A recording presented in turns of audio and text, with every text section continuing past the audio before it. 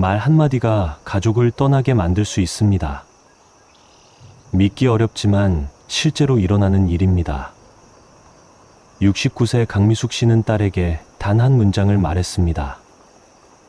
그 한마디 때문에 딸은 5년째 연락을 끊었습니다. 생일에도 명절에도 전화 한 통 없습니다. 무슨 말이었을까요? 71세 정혜란 씨는 아들 부부에게 선의로 조언을 했습니다. 하지만 그 말이 아들 부부의 결혼 생활에 금이 가게 만들었습니다. 지금도 그날의 말을 후회하고 있습니다. 세상에서 가장 위험한 말이 있습니다. 바로 가족에게 아무 생각 없이 내뱉는 말입니다. 가까운 사이니까 괜찮겠지 하고 말하는 그 한마디가 평생의 상처가 됩니다. 사랑한다고 말하면서 상처 주는 말을 하는 겁니다. 걱정된다고 말하면서 자존심을 짓밟는 말을 하는 겁니다. 여러분은 어떠신가요? 혹시 모르는 사이에 가족에게 상처 주는 말을 하고 있지는 않으신가요? 오늘 이 영상을 끝까지 보시면 3가지를 얻으실 겁니다. 첫째, 절대 하면 안 되는 말이 정확히 무엇인지 알게 됩니다. 둘째, 이미 한 말이라도 관계를 회복하는 방법을 배울 수 있습니다. 셋째, 앞으로 가족과 더 가까워질 수 있는 대화법을 알게 됩니다.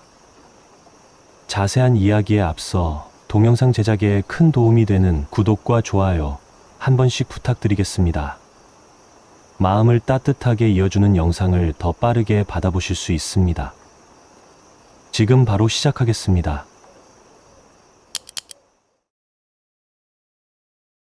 첫 번째로 절대 입 밖에 내면 안 되는 말이 있습니다. 이 말은 사랑한다는 표현처럼 들리지만 실제로는 독입니다. 많은 부모님들이 이 말을 습관처럼 하십니다. 자녀를 위한 말이라고 생각하시면서 말입니다. 하지만 이 한마디가 자녀의 발목을 평생 잡습니다. 바로 내가 너를 위해 얼마나 희생했는지를 강조하는 말입니다. 너 때문에 내가 얼마나 고생했는지 아니? 너 키우느라 내 인생 다 바쳤어. 내가 잘 되라고 내가 얼마나 포기했는데. 이런 말들 말입니다. 67세 김영자 씨의 이야기를 들려드리겠습니다. 김영자 씨는 평생 자녀를 위해 살아왔습니다. 남편이 일찍 세상을 떠난 후 혼자 2 아들을 키웠습니다. 새벽부터 밤늦게까지 식당에서 일하며 대학까지 보냈습니다. 정말 눈물겨운 희생이었습니다. 김영자 씨는 친구들 모임에도 나가지 못했습니다. 아이들 학원비를 벌어야 했기 때문입니다. 명품 가방 하나 사본 적이 없었습니다.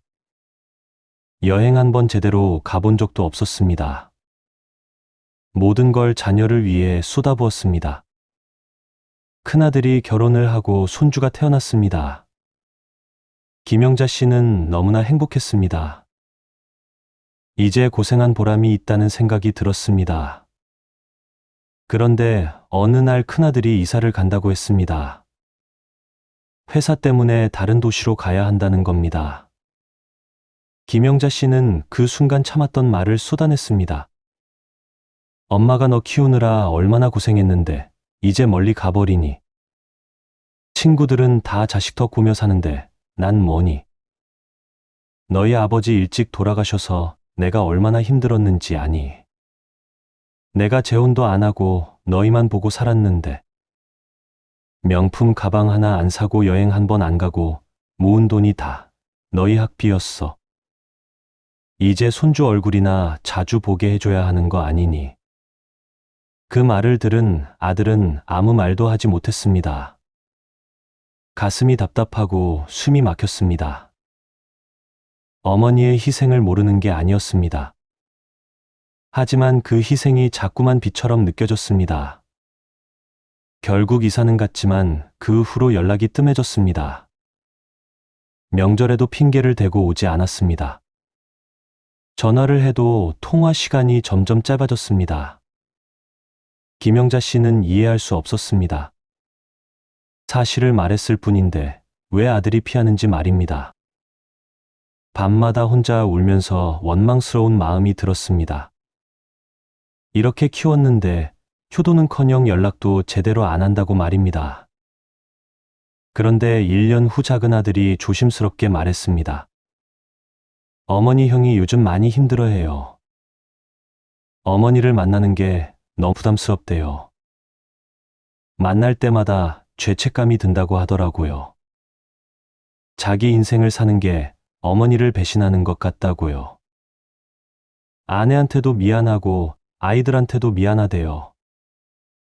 형수도 요즘 많이 힘들어하고요.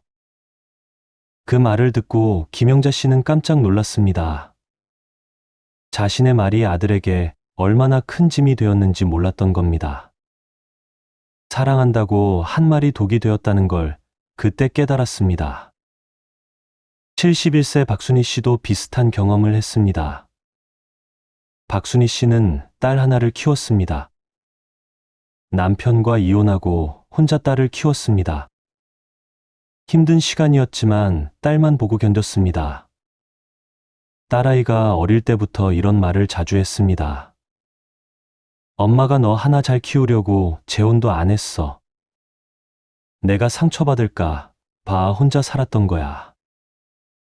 너는 엄마의 전부야. 엄마는 내가 행복하면 그걸로 충분해. 딸은 처음엔 그 말이 고마웠습니다. 엄마가 자신을 얼마나 사랑하는지 느껴졌으니까요. 하지만 자랄수록 그 말이 무겁게 느껴졌습니다. 자신 때문에 엄마가 행복하지 못했다는 생각이 들었습니다. 엄마의 인생을 망친 건 아닐까 하는 죄책감이 들었습니다. 대학을 졸업하고 취직을 했습니다. 그런데 다른 도시에서 좋은 기회가 왔습니다. 연봉도 훨씬 높고 커리어에도 도움이 되는 자리였습니다. 하지만 딸은 그 기회를 포기했습니다. 엄마를 두고 떠날 수 없었던 겁니다. 혼자 사시는 엄마가 너무 외로워 보였으니까요. 친구들이 해외로 떠날 때도 함께 가지 못했습니다. 엄마가 걱정될 것 같아서였습니다. 연애를 해도 엄마 생각에 마음이 편하지 않았습니다. 결혼을 하면 엄마가 더 외로워지실 것 같았습니다. 결혼도 미뤘습니다. 엄마가 외로워할까 봐 걱정됐기 때문입니다. 35이 되어서야 결혼을 했습니다. 하지만 결혼 생활이 행복하지 않았습니다. 남편과 데이트를 해도 엄마 생각이 났습니다. 신혼여행을 가서도 엄마가 혼자 계신 게 마음에 걸렸습니다. 남편과 다툴 때마다 이런 생각이 들었습니다. 내가 엄마를 위해 이렇게 살아야 하나? 내 인생은 언제 시작되는 건가? 나는 왜 항상 죄책감을 느끼며 살아야 하나? 결국 딸은 우울증에 걸렸습니다. 병원에서 상담을 받으며 깨달았습니다. 엄마의 희생이 자신을 짓누르고 있었다는 걸 말입니다. 박순희 씨는 그 사실을 알고 충격을 받았습니다. 자신의 희생을 강조하는 말이 딸의 인생을 망치고 있었던 겁니다. 사랑한다고 한 말이 딸을 병들게 만들었습니다. 여러분, 이 이야기들이 남의 일 같지 않으실 겁니다. 많은 분들이 비슷한 말을 하고 계실 테니까요. 혹시 이런 말을 하신 적 없으신가요? 내가 너 때문에 뭘 포기했는지 아니? 내가 잘 되라고 내가 얼마나 애썼는데. 이렇게 키워놨더니 이제 날 버리는구나. 이런 말들 말입니다. 그런데 왜 이런 말이 위험한 걸까요? 첫째, 자녀에게 갚을 수 없는 빚을 지웁니다. 부모의 희생은 자녀가 원한 게 아닙니다. 태어날 때부터 선택권이 없었습니다. 하지만 그 희생을 계속 이야기하면 자녀는 평생 빚진 사람이 됩니다. 아무리 효도를 해도 그 빚을 갚았다는 느낌이 들지 않습니다. 왜냐하면 부모의 인생 자체를 갚을 수는 없으니까요. 둘째, 자녀의 선택을 막습니다. 좋은 기회가 와도 부모님 생각에 포기하게 됩니다. 자기 인생을 살 수 없게 만드는 겁니다. 결혼도 미루고 이직도 못하고 꿈도 접게 됩니다. 모든 선택에서 부모님의 희생이 걸림돌이 됩니다. 셋째, 관계를 의무로 만들어버립니다. 부모님을 만나는 게 기쁨이 아니라 의무가 됩니다. 사랑이 아니라 죄책감으로 효도하게 만듭니다. 진심으로 하는 효도가 아니라 빚을 갚는 느낌의 효도가 되는 겁니다. 그러면 부모도 행복하지 않고 자녀도 행복하지 않습니다. 넷째, 자녀의 자존감을 무너뜨립니다. 나 때문에 부모님이 불행하셨다는 생각은 자존감을 떨어뜨립니다. 내가 태어나지 않았으면 부모님이 더 행복하셨을까 하는 생각까지 하게 됩니다. 이런 생각이 쌓이면 우울증으로 이어질 수 있습니다. 68세의 최영순 씨는 이 사실을 깨닫고 달라졌습니다. 상담사의 도움을 받아 자신의 말을 돌아봤습니다. 그리고 아들에게 용기를 내어 말했습니다. 내가 너를 키운 건 내 선택이었어. 너 때문에 희생한 게 아니라 너와 함께여서 행복했어. 너를 키우면서 내가 더 성장했고 배웠어. 엄마는 내가 행복하게 사는 게 가장 좋아. 내 인생을 마음껏 살았으면 좋겠어. 엄마 걱정은 하지 말고 내가 하고 싶은 거 다 해. 그 말을 듣고 아들이 울었습니다. 처음으로 엄마 앞에서 자유로워진 느껴졌다고 합니다. 짓누르던 짐을 내려놓은 것 같았다고 합니다. 그 후로 아들은 오히려 더 자주 찾아왔습니다. 의무가 아니라 진심으로 엄마를 만나고 싶어졌기 때문입니다. 전화도 자주 하고 선물도 더 많이 했습니다. 죄책감이 아니라 감사함으로 효도하게 된 겁니다. 여러분도 지금부터라도 늦지 않았습니다. 희생을 강조하는 말을 멈추세요. 대신 이렇게 말해보세요. 너를 키우면서 나도 많이 배웠어. 너 덕분에 내 인생이 풍요로워졌어. 내가 행복하면 나도 행복해. 내 인생을 마음껏 살아. 엄마는 항상 내 편이야. 이 한마디가 자녀를 자유롭게 만들어줍니다. 그리고 진짜 효도는 그때부터 시작됩니다. 자녀가 진심으로 부모를 사랑할 수 있게 되는 겁니다. 죄책감이 아니라 감사함으로 찾아오게 되는 겁니다. 두 번째로 절대 해서는 안 되는 말이 있습니다. 이 말은 무심코 하지만 자녀의 자존감을 무너뜨립니다. 평생 지울 수 없는 열등감을 심어주는 말입니다. 많은 부모님들이 동기부여라고 생각하며 이 말을 합니다. 하지만 이 말 한마디가 가족을 원수로 만들기도 합니다. 바로 자녀를 다른 사람과 비교하는 말입니다. 옆집 아들은 대기업 다니던데 너는 뭐 하니? 내 동생은 벌써 결혼했는데 너는 언제 할 거니? 친구 딸은 효도를 잘하던데 너는 왜 그 모양이니? 형은 똑똑한데 너는 왜 그러니? 이런 말들 말입니다. 69세 이정숙 씨의 이야기입니다. 이정숙 씨는 두 아들을 키웠습니다. 큰아들은 공부를 잘했습니다. 명문대를 나와 대기업에 취직했습니다. 작은 아들은 공부에는 관심이 없었습니다. 대신 그림 그리기를 좋아했습니다. 전문대를 나와 디자인 회사에 다녔습니다. 이정숙 씨는 늘 작은 아들에게 이렇게 말했습니다. 형은 좋은 대학 나와서 대기업 다니는데 너는 뭐 하니? 형처럼 좀 하지 그래. 형은 벌써 집도 샀는데 너는 언제 독립할 거니? 내가 형만큼만 했어도 내가 이렇게 속 안 썩었어. 작은 아들은 그 말을 들을 때마다 주눅이 들었습니다. 형과 비교당하는 게 너무 싫었습니다. 자신은 형이 아닌데 왜 형처럼 되어야 하는지 이해할 수 없었습니다. 처음엔 열심히 하려고 노력했습니다. 어머니를 기쁘게 해드리고 싶었으니까요. 하지만 아무리 해도 형과 똑같을 수는 없었습니다. 자신에게는 다른 재능이 있었으니까요. 점점 자신감이 떨어졌습니다. 뭘 해도 형만 못하다는 생각이 들었습니다. 집에 가는 게 두려워졌습니다. 또 형과 비교당할 것 같아서였습니다. 명절에도 가족 모임이 불편했습니다. 어머니가 형 자랑만 하시니까요. 결국 작은 아들은 연락을 끊었습니다. 형과의 사이도 나빠졌습니다. 자신의 열등감을 형 탓으로 돌리게 된 겁니다.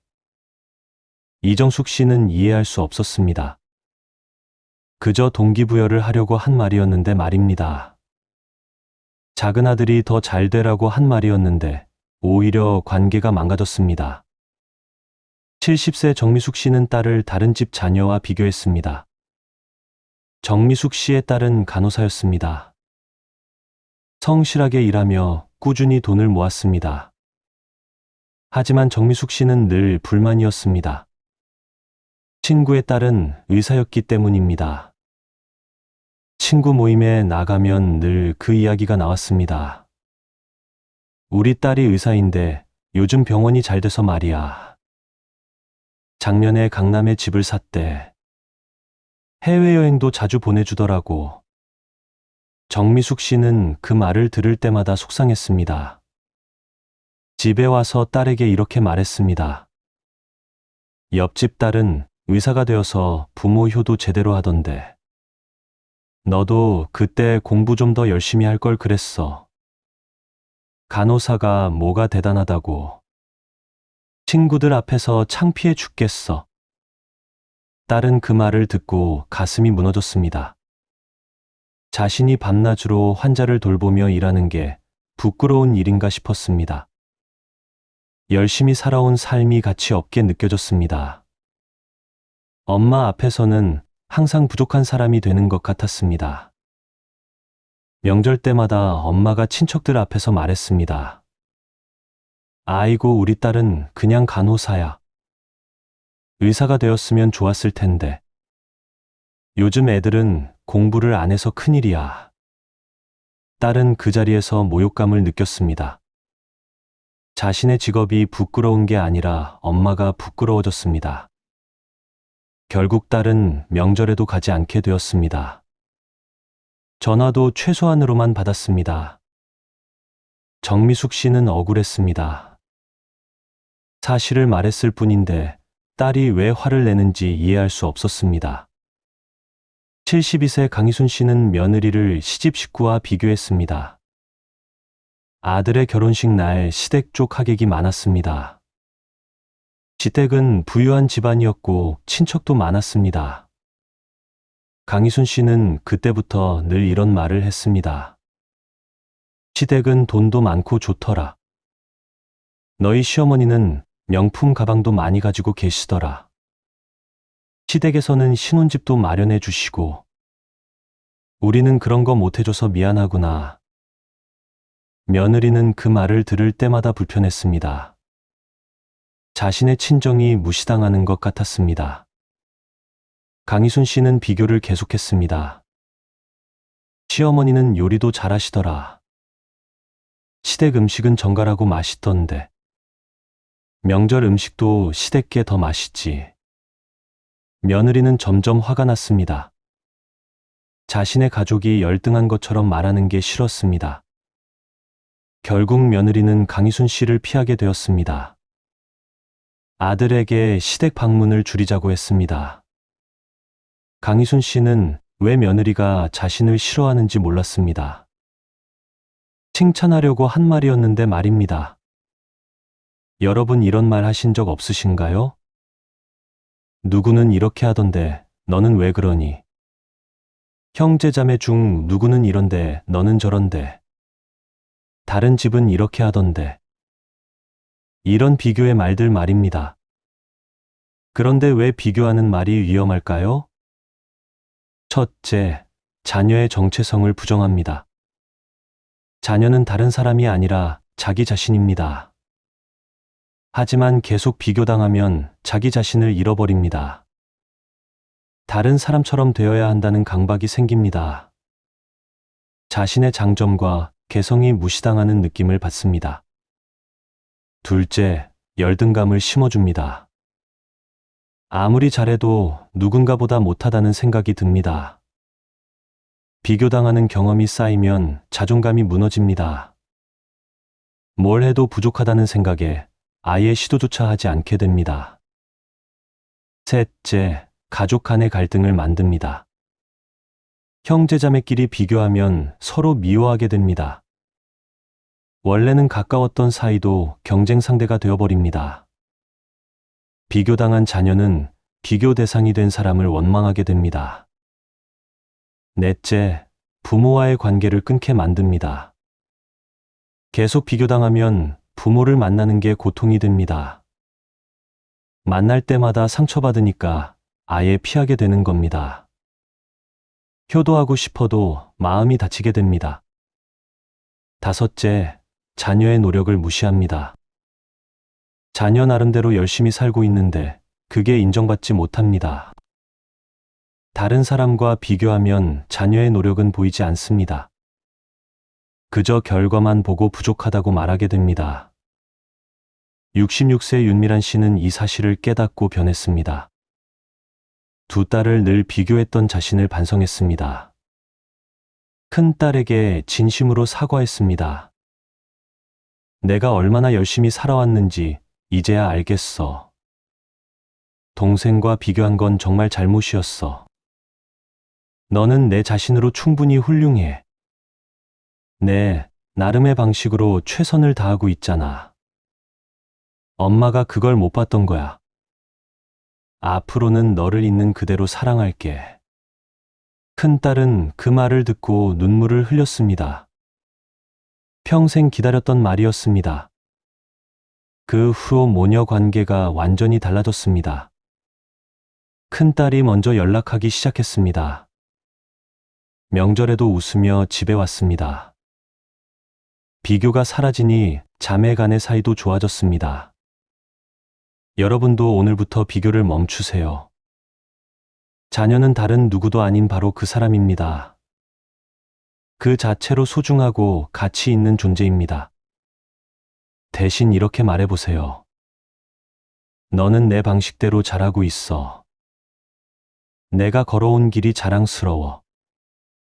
너는 너 자신으로 충분히 멋져. 내 장점을 엄마는 알고 있어. 이 말이 자녀에게 날개를 달아줍니다. 자신감을 되찾고 더 행복하게 살 수 있게 됩니다. 그리고 부모님을 진심으로 사랑할 수 있게 됩니다. 세 번째, 절대 해서는 안 되는 말이 있습니다. 이 말은 자녀의 가정을 파괴할 수 있습니다. 며느리와 사위를 원수로 만들고 손주와도 멀어지게 만듭니다. 많은 부모님들이 좋은 의도로 이 말을 하십니다. 하지만 이 한마디가 가족 전체를 불행하게 만듭니다. 바로 자녀의 배우자나 육아 방식을 비판하는 말입니다. 며느리가 집안일을 제대로 못하네. 사위가 돈을 그렇게밖에 못 버니. 손주를 그런 식으로 키우면 안 되는데. 요즘 엄마들은 애를 너무 버릇없이 키워. 이런 말들 말입니다. 73세 한복순 씨의 이야기입니다. 한복순 씨는 아들이 결혼하자마자 며느리가 마음에 들지 않았습니다. 며느리는 직장을 다니는 워킹맘이었습니다. 집안일은 남편과 분담해서 했습니다. 한복순 씨가 보기에는 며느리가 게으른 것 같았습니다. 어느 날 아들 집에 놀러 갔을 때였습니다. 설거지가 싱크대에 쌓여 있었습니다. 한복순 씨는 참지 못하고 말했습니다. 며느리가 집안일을 이렇게 안 하니 우리 아들이 얼마나 힘들겠어. 여자가 집안일은 제대로 해야지. 요즘 여자들은 다 이 모양이야. 그 말을 들은 며느리는 아무 말도 하지 않았습니다. 하지만 마음속으로 분노가 치밀었습니다. 자신도 아침 일찍 출근해서 밤늦게 퇴근합니다. 남편과 똑같이 일하고 똑같이 피곤합니다. 그런데 집안일은 자신의 몫이라는 겁니까? 며느리는 그날 밤 남편에게 말했습니다. 어머니가 나를 게으르다고 하시더라. 내가 직장 다니는 게 잘못인가 봐. 아들은 난처했습니다. 어머니 편도 아내 편도 들 수 없었습니다. 한복순 씨는 그 후로도 계속 비판했습니다. 친정에 자주 가는 며느리를 못마땅해 했습니다. 우리 아들보다 친정을 더 챙기네. 시댁보다 친정이 더 좋은가 봐. 명절 음식도 며느리가 만든 것에 불만이었습니다. 이게 무슨 맛이야? 요즘 애들은 요리도 제대로 못 배워서 내가 다시 만들어야겠네. 며느리는 점점 시댁 방문을 꺼리게 되었습니다. 아들에게 명절에도 가지 말자고 했습니다. 결국 아들 부부는 명절을 따로 보내기 시작했습니다. 한복순 씨는 서운했습니다. 왜 아들이 자신을 피하는지 이해할 수 없었습니다. 며느리를 위해서 조언해 준 건데 말입니다. 68세 송명희 씨는 딸의 육아 방식이 마음에 들지 않았습니다. 손주가 태어나고 딸을 도우러 갔습니다. 그런데 딸의 육아 방식이 자신과 달랐습니다. 손주가 울어도 바로 안아주지 않았습니다. 분유도 시간을 정해서 먹였습니다. 송명희 씨는 답답했습니다. 애가 우는데 왜 안 안아줘? 배고파서 우는 거 아니야. 요즘 육아법이 다 잘못된 거야. 내가 어릴 때는 안 그랬어. 딸은 조심스럽게 설명했습니다. 요즘은 이렇게 하는 게 좋대요. 육아책에도 그렇게 나와 있고요. 소아과 선생님도 이렇게 하래요. 하지만 송명희 씨는 믿지 않았습니다. 책이 뭘 알아. 내가 너희 삼남매 다 키워봐서 아는데. 그렇게 키우면 나중에 문제 생겨. 내 말 안 들으면 후회할 거야. 딸은 스트레스를 받았습니다. 자신의 방식을 존중받지 못한다는 느낌이 들었습니다. 엄마가 자꾸 간섭하니까 육아가 더 힘들었습니다. 송명희 씨는 손주가 조금만 칭얼거려도 말했습니다. 봐라, 내가 뭘 했어. 내가 제대로 안 돌봐줘서 저러는 거야. 애가 엄마 사랑을 못 받아서 불안한 거야. 딸은 점점 자신감을 잃었습니다. 내가 엄마 노릇을 제대로 못하는 건가 싶었습니다. 산후 우울증이 더 심해졌습니다. 결국 딸은 친정 도움을 거절했습니다. 혼자 힘들어도 엄마를 부르지 않았습니다. 송명희 씨는 서운했습니다. 도와주려고 했는데 오히려 밀려난 기분이었습니다. 70세 최은숙 씨는 사위가 마음에 들지 않았습니다. 사위는 프리랜서로 일했습니다. 수입이 일정하지 않았습니다. 최은숙 씨는 걱정이 되었습니다. 딸이 고생할까 봐 불안했습니다. 친척 모임에서도 늘 이런 말을 했습니다. 우리 사위는 직장도 제대로 없어. 프리랜서라고 하는데 백수나 마찬가지야. 우리 딸이 혼자 돈 벌어서 사는 거지 뭐. 사위 선택을 잘못한 것 같아. 그 말이 딸의 귀에 들어갔습니다. 딸은 엄마에게 화를 냈습니다. 남편은 자기 일을 열심히 하고 있어요. 수입이 불규칙해도 우리는 잘 살고 있어요. 엄마가 남편을 무시하는 게 너무 싫어요. 최은숙 씨는 이해할 수 없었습니다. 딸을 걱정해서 한 말인데 왜 화를 내는지 말입니다. 하지만 계속 사위를 비판했습니다. 사위가 집에 왔을 때도 눈치를 줬습니다. 요즘 일은 잘 돼가요. 돈은 좀 벌리나요? 우리 딸 고생시키지 말아요. 사위는 점점 위축되었습니다. 장모님 앞에서 자신이 없어 보였습니다. 딸은 엄마를 원망하게 되었습니다. 남편의 자존심을 짓밟는 엄마가 미웠습니다. 결국 딸은 명절에도 친정에 가지 않았습니다. 남편을 데려갈 수 없었기 때문입니다. 최은숙 씨는 외로웠습니다. 명절에 딸이 오지 않으니 쓸쓸했습니다. 71세 박영자 씨는 손주 교육 방식이 못마땅했습니다. 며느리가 손주를 자유롭게 키웠습니다. 학원도 많이 보내지 않았습니다. 박영자 씨는 불안했습니다. 요즘 애들은 다 학원 다니는데 영어도 안 가르치고 수학도 안 시키고 나중에 뒤처지면 어떡하려고. 우리 손주만 바보 되는 거 아니야. 며느리는 자신의 교육관이 있었습니다.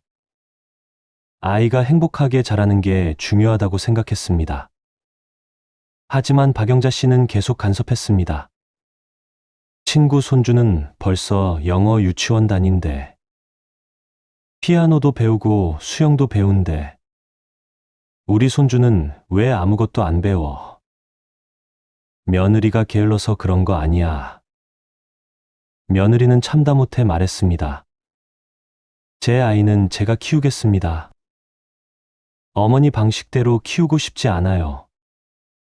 박영자 씨는 화가 났습니다. 시어머니한테 그렇게 말하다니 버릇이 없다고 생각했습니다.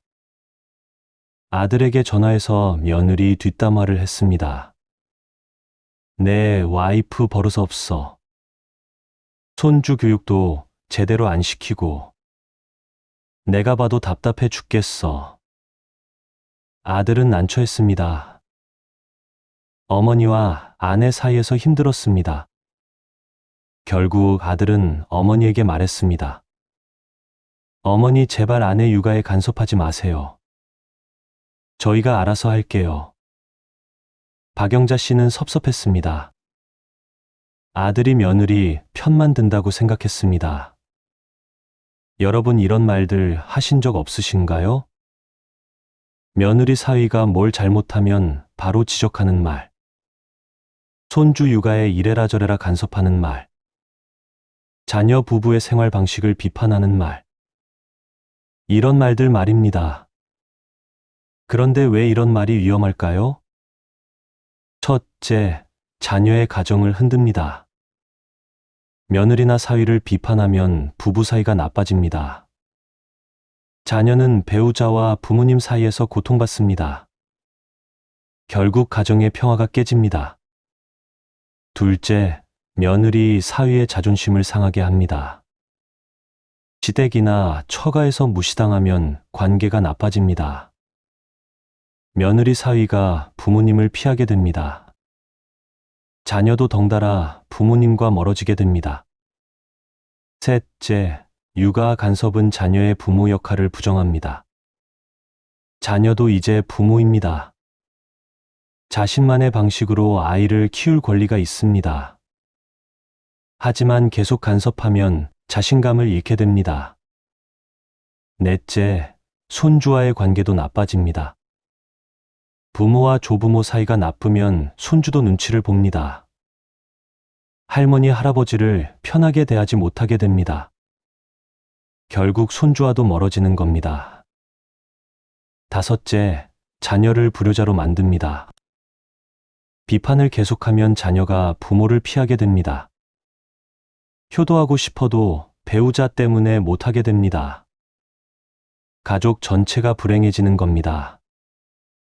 67세 김순자 씨는 이 사실을 깨닫고 변했습니다. 며느리에 대한 비판을 멈췄습니다. 대신 며느리의 노고를 인정했습니다. 며느리야 직장 다니면서 애도 키우느라 고생 많아. 내 방식대로 해. 힘들면 언제든 말해. 내가 도울게. 며느리는 깜짝 놀랐습니다. 시어머니가 달라진 겁니다. 그 후 며느리가 먼저 시댁을 찾기 시작했습니다. 손주도 자주 데려왔습니다. 관계가 완전히 좋아진 겁니다. 여러분도 오늘부터 비판을 멈추세요. 자녀의 배우자를 있는 그대로 받아들이세요. 손주 육아는 자녀 부부에게 맡기세요. 대신 이렇게 말해보세요. 너희가 알아서 잘하고 있어. 힘들면 내가 도와줄게. 내 방식을 존중해. 이 말이 가족을 하나로 묶어줍니다. 며느리 사위가 진심으로 부모님을 사랑하게 됩니다. 손주도 할머니, 할아버지를 좋아하게 됩니다. 지금까지 절대 하면 안 되는 3가지 말을 알려드렸습니다.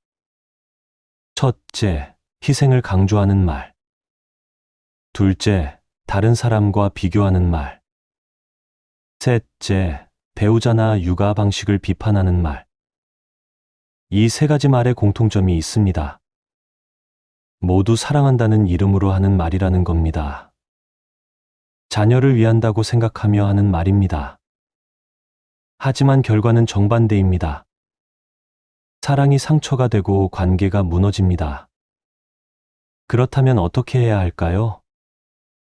이미 이런 말을 해왔다면 어떻게 회복할 수 있을까요? 오늘 그 방법을 구체적으로 알려드리겠습니다. 74세 안순희 씨의 이야기입니다. 안순희 씨는 오랫동안 아들과 사이가 좋지 않았습니다. 희생을 강조하고 며느리를 비판했기 때문입니다. 아들은 2년 넘게 연락을 거의 하지 않았습니다. 명절에도 얼굴을 보기 힘들었습니다. 안순희 씨는 외로웠습니다. 손주 얼굴도 보고 싶었습니다. 어느 날 복지관에서 강연을 들었습니다. 부모 자녀 관계에 대한 강연이었습니다. 그날 깨달았습니다. 자신의 말이 얼마나 잘못되었는지 말입니다. 안순희 씨는 용기를 냈습니다. 아들에게 먼저 전화를 걸었습니다. 아들아, 엄마가 할 말이 있어. 그동안 엄마가 정말 미안했어. 엄마가 너한테 상처 주는 말을 많이 했구나. 희생했다고 강조하고 내 와이프도 무시했지. 정말 잘못했어. 아들은 놀랐습니다. 엄마가 사과하는 건 처음이었습니다. 안순희 씨는 계속 말했습니다.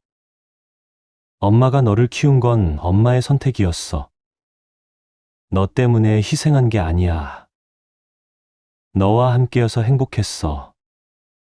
그리고 며느리한테도 미안해. 며느리가 너를 행복하게 해주잖아. 그게 엄마한테는 가장 고마운 일이야. 아들이 말했습니다. 엄마 그동안 너무 힘들었어요.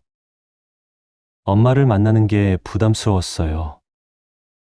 하지만 이제 알겠어요. 엄마도 힘드셨구나. 그날 이후 관계가 회복되기 시작했습니다.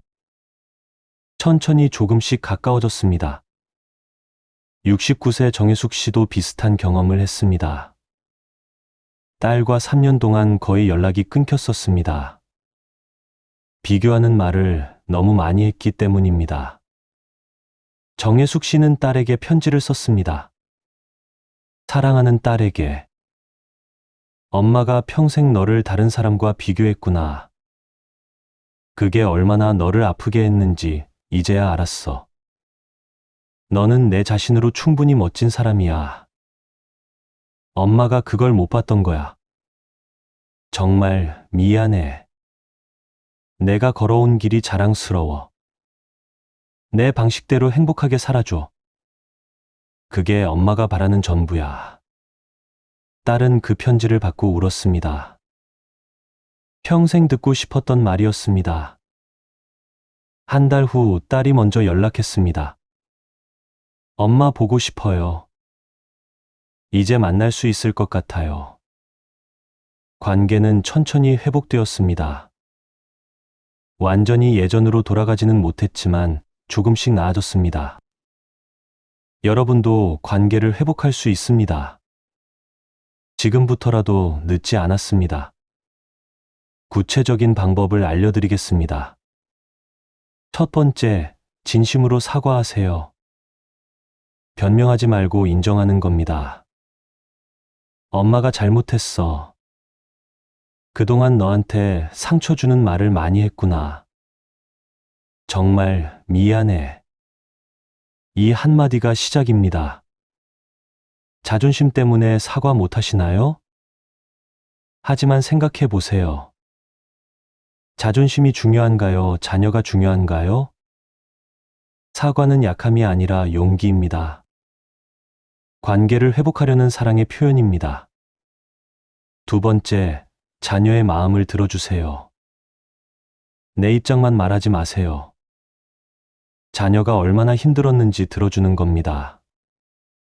그동안 엄마 말 때문에 많이 힘들었지. 어떤 기분이었는지 말해줄래? 엄마가 듣고 싶어. 자녀가 쌓였던 감정을 표현하도록 해주세요. 비난하거나 변명하지 말고 그냥 들어주세요. 그게 치유의 시작입니다. 세 번째, 앞으로 달라질 거라고 약속하세요. 그리고 실제로 실천하세요. 앞으로는 그런 말 안 할게. 내 방식을 존중할게. 힘들 때만 도와줄게. 약속을 했으면 반드시 지켜야 합니다. 한두 번 실수할 수도 있습니다. 그럴 때는 바로 인정하고 다시 사과하세요. 아, 엄마가 또 실수했네. 미안해, 조심할게. 네 번째, 긍정적인 말을 연습하세요. 비판 대신 인정하는 말을 하는 겁니다. 너 정말 열심히 살고 있구나. 내 선택을 믿어. 내가 행복하면 엄마도 행복해. 처음에는 어색할 수 있습니다. 하지만 계속 연습하면 자연스러워집니다. 거울 앞에서 연습해 보세요. 종이에 적어서 읽어보세요. 다섯 번째, 경계를 존중하세요. 자녀 부부의 삶에 과도하게 간섭하지 마세요. 물어보지 않으면 조언하지 마세요. 도움이 필요할 때만 도와주세요. 며느리 사위의 방식을 인정하세요. 손주 육아는 부모에게 맡기세요. 궁금해도 참으세요. 걱정되어도 믿으세요. 여섯 번째, 감사를 표현하세요. 자녀가 작은 것이라도 해주면 고마워하세요. 전화해줘서 고마워. 시간 내줘서 고마워. 내가 있어서 엄마는 행복해. 감사의 말이 관계를 따뜻하게 만듭니다. 당연하게 여기지 마세요. 작은 것에도 감사하세요. 70세 김미경 씨는 이 방법들을 실천했습니다. 아들에게 진심으로 사과했습니다. 며느리에게도 미안하다고 말했습니다. 그리고 말을 바꿨습니다. 희생을 강조하는 대신 감사를 표현했습니다. 비교하는 대신 인정하는 말을 했습니다. 비판하는 대신 존중하는 말을 했습니다. 처음에는 어색했습니다. 실수도 많이 했습니다. 하지만 포기하지 않고 계속 노력했습니다. 6개월이 지나자 변화가 보였습니다. 아들이 먼저 전화하기 시작했습니다. 며느리가 반갑게 맞아주었습니다. 손주가 할머니한테 안겼습니다. 1년이 지나자 관계가 완전히 달라졌습니다. 명절이 즐거워졌습니다. 가족 모임이 편안해졌습니다. 김미경 씨는 말합니다. 말 하나 바꾸는 게 이렇게 어려울 줄 몰랐어요. 하지만 그만큼 가치가 있었어요. 이제 우리 가족은 정말 행복해요. 여러분도 할 수 있습니다. 나이가 많아서 못 바꾼다는 건 변명입니다. 진심으로 원하면 언제든 바꿀 수 있습니다. 자녀와의 관계가 더 중요하지 않으신가요? 손주 얼굴 보는 게 더 소중하지 않으신가요? 그렇다면 오늘부터 시작하세요. 작은 것부터 하나씩 바꿔가세요. 완벽하지 않아도 괜찮습니다. 노력하는 모습만으로도 자녀는 느낍니다. 부모님이 변하려고 애쓰신다는 걸 알면 자녀도 마음을 엽니다. 관계는 하루아침에 회복되지 않습니다. 시간이 필요합니다. 인내가 필요합니다. 하지만 포기하지 않으면 반드시 좋아집니다. 한 걸음씩 나아가면 됩니다. 오늘 하루 비판하는 말을 하나 줄이세요.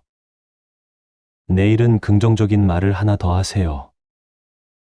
모레는 감사의 말을 해보세요.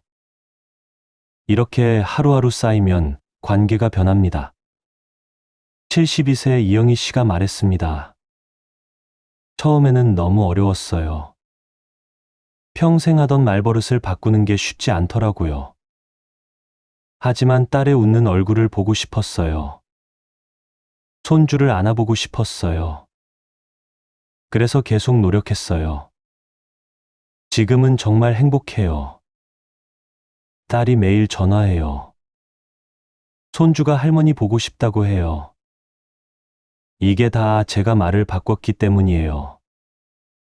여러분의 가정에도 이런 변화가 일어날 수 있습니다. 말 한마디가 관계를 망칠 수도 있지만 말 한마디가 관계를 회복시킬 수도 있습니다. 선택은 여러분의 몫입니다. 오늘 이 영상을 보신 것도 인연입니다. 이제 변화의 첫걸음을 내디드세요. 자녀에게 전화를 걸어보세요. 따뜻한 말 한마디를 건네보세요. 그 작은 시작이 큰 변화를 만들어낼 겁니다.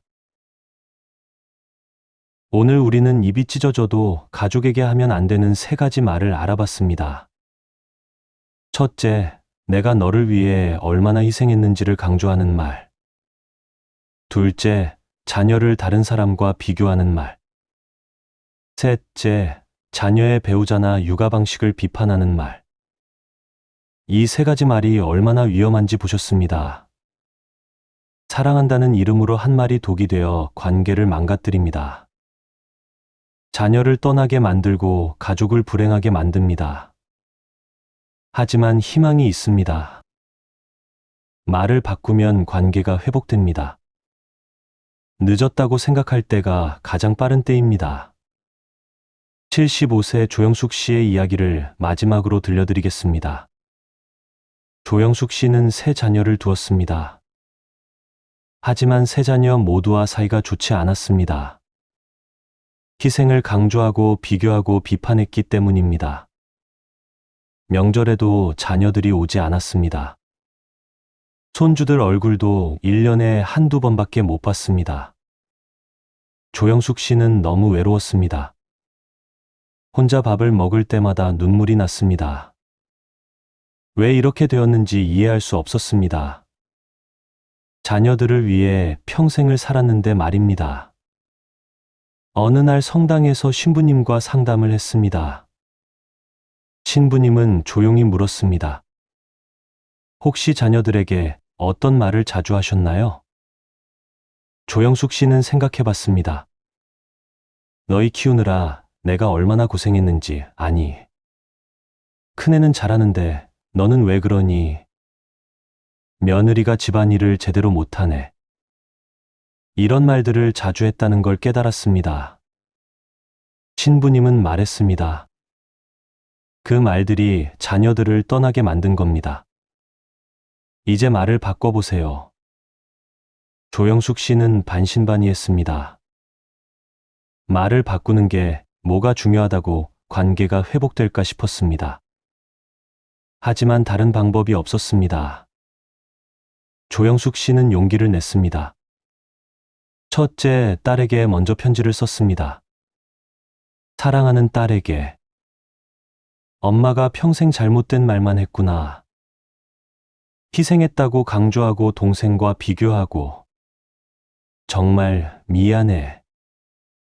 너는 내 자신으로 충분히 멋진 사람이야. 엄마가 그걸 이제야 알았어.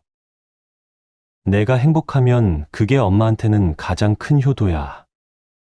언제든 보고 싶으면 연락해. 엄마는 항상 내 편이야. 딸은 그 편지를 받고 울었습니다. 평생 듣고 싶었던 말이었습니다. 한 달 후 딸이 전화를 했습니다. 엄마, 이번 주말에 놀러 가도 돼요? 조영숙 씨는 너무 기뻤습니다. 딸이 먼저 연락한 건 5년 만이었습니다. 조영숙 씨는 둘째 아들에게도 사과했습니다. 아들아, 엄마가 잘못했어. 형과 비교한 것도, 며느리를 무시한 것도. 정말 미안해. 너희 방식대로 살아. 엄마는 너희를 믿어. 아들도 마음을 열었습니다. 명절에 가족 모두가 모였습니다. 셋째에게도 진심으로 사과했습니다. 조영숙 씨는 말을 완전히 바꿨습니다. 희생을 강조하는 대신 감사를 표현했습니다. 너희가 있어서 엄마는 행복했어. 너희 덕분에 엄마가 성장했어. 비교하는 대신 각자를 인정했습니다. 너는 내 방식대로 잘하고 있어. 내 선택을 존중해. 비판하는 대신 지지했습니다. 너희가 알아서 잘할 거야. 힘들 때만 말해. 처음에는 정말 어색했습니다. 평생 하던 말버릇을 바꾸는 게 쉽지 않았습니다. 실수도 많이 했습니다. 비판하는 말이 튀어나올 때도 있었습니다. 하지만 바로 사과하고 다시 노력했습니다. 6개월이 지나자 놀라운 변화가 일어났습니다. 자녀들이 자주 찾아왔습니다. 며느리와 사위도 편하게 대했습니다. 손주들이 할머니를 좋아했습니다. 1년이 지나자 완전히 달라졌습니다. 명절이 즐거워졌습니다. 가족 여행도 함께 갔습니다. 생일마다 자녀들이 모였습니다. 조영숙 씨는 이제 행복합니다. 주말마다 누군가 찾아옵니다. 손주들과 함께 시간을 보냅니다. 외롭지 않습니다. 조영숙 씨가 말했습니다. 말 하나 바꾸는 게 이렇게 힘들 줄 몰랐어요. 하지만 그만한 가치가 있었어요. 이제 우리 가족은 정말 화목해요. 후회되는 건 딱 하나예요. 왜 진작 깨닫지 못했을까 하는 거죠. 하지만 늦었다고 생각했을 때가 가장 빠른 때더라고요. 지금이라도 바꿀 수 있어서 감사해요. 여러분, 이 이야기가 와닿으시나요? 조영숙 씨처럼 여러분도 변화할 수 있습니다. 나이는 중요하지 않습니다. 70대든 80대든 변화는 가능합니다. 중요한 건 진심입니다. 정말로 자녀와의 관계를 회복하고 싶은 마음입니다. 오늘부터 시작하세요. 작은 것부터 하나씩 바꿔가세요. 오늘 하루만이라도 희생을 강조하는 말을 참아보세요. 내일은 비교하는 말 대신 인정하는 말을 해보세요. 모레는 비판 대신 지지하는 말을 해보세요. 이렇게 하루하루 쌓이면 기적이 일어납니다. 말 한마디가 관계를 망치기도 하지만 말 한마디가 관계를 회복시키기도 합니다. 선택은 여러분의 몫입니다. 자녀를 사랑하신다면 말을 바꾸세요. 손주를 보고 싶으시다면 말을 바꾸세요. 행복한 노년을 보내고 싶으시다면 말을 바꾸세요. 어렵지 않습니다.